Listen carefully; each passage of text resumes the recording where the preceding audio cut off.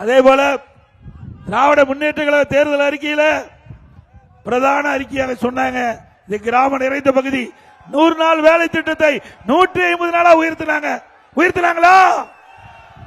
உயர்த்தினாங்களாமா? 100 நாள் வேலை திட்டத்தை 150 நாளாக உயர்த்தி அவருடைய வாக்களை பெற்று ஆட்சிக்கு வந்த பிறகு அது மறந்த அரசாங்கம் திராவிட முன்னேற்ற கழக அரசு. 100 நாள் வேலை திட்டம் சுருங்கி 50 நாள் ஆகி போச்சு.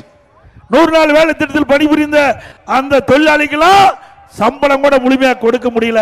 அப்படி மக்களோட அரசாங்கம் திமுக அரசாங்கம். அண்ணா திமுக ஆட்சி இருக்கின்ற பொழுது இன்றைக்கு அந்த காலகட்டத்தில் மக்களுக்கு வேலை வாய்ப்பு இல்லாமல் இருந்தது. இன்றைக்கு அதனால் மக்கள் பாதிக்கப்படக்கூடாது என்பதற்காக ரேஷன் கடையில் 12 மாதம் விலையில்லா சக்கரை, விலையில்லா அரிசி, விலையில்லா எண்ணெய் கொடுத்த அரசு அண்ணா திமுக அரசாங்கம். அந்த காலகட்டத்தில் மாணவர்கள் எல்லாம் பாதிக்கப்படுகின்ற சூழ்நிலை ஏற்பட்டது. பள்ளிகள் மூடப்பட்டிருந்த ஒரு ஆண்டு, பள்ளிக்கு மாணவர் செல்ல முடியவில்லை, கல்வி கற்க முடியவில்லை, கல்லூரி திறக்கப்படவில்லை. கல்லூரியில் படிக்கின்ற மாணவருக்கு ஆன்லைன்ல வகுப்பு, ஆன்லைன்ல தேர்வு, அந்த தேர்வில் பட்டம் பெற்றார்கள் கல்லூரி மாணவர்கள். பள்ளியில் படிக்கின்ற மாணவருக்கு ஆல் பாஸ் போட்டு கொடுத்தோம்.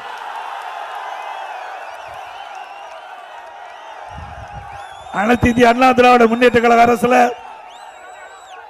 இன்றைக்கு பல்வேறு திட்டங்களை அண்ணா திமுக ஆட்சியில் நிறைவேற்ற கொடுத்திருக்கின்ற நேரத்தில் தெரிவித்து, அண்ணா திமுக ஆட்சியில் கோட்டாட்சி அளவு கொண்டாந்த அண்ணா திமுக ஆட்சியில் இந்த தொகுதியில் வட்டாட்சி அளவு கொண்டாந்த அண்ணா திமுக ஆட்சியில் நிறைய திட்டங்களை இந்த தொகுதியிலே நிறைவேற்றப்பட்ட அரசு அண்ணா திமுக அரசு என்பதை நேரத்தில் சுட்டிக்காட்டி,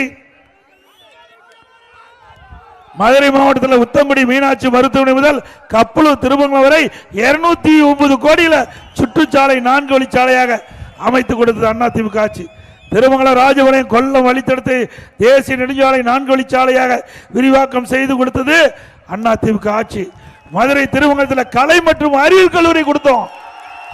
ஏழை எளிய குடும்பத்தில் பிறந்த மாணவ மாணவி பட்டப்படி படிப்பதற்கு அரசாங்கத்தின் சார்பாக குறைந்த கட்டணத்திலே அவர்கள் கல்வி கற்பதற்காக திருமங்கலத்திலே கலை மற்றும் அறிவியல் கல்லூரியை கொடுத்தது அண்ணா திமுக ஆட்சி. அதே போல திருமங்கலத்துக்கு புதிய கல்வி மாவட்டம் உருவாக்கி கொடுத்தது அண்ணா திமுக அரசாங்கம். திருமங்கலம் தொகுதி சிவரக்கோட்டை விவசாயிகளுக்கு எதிராக விவசாய நிலத்தை பறித்து அமைகிற தொழிற்பேட்டைக்கான அரசாணை நிரந்தரமாக ரத்து செய்து பொன்விலை விளை நிலங்களை விவசாயிகளுக்கு மீட்டு கொடுத்தது அண்ணா திமுக அரசு.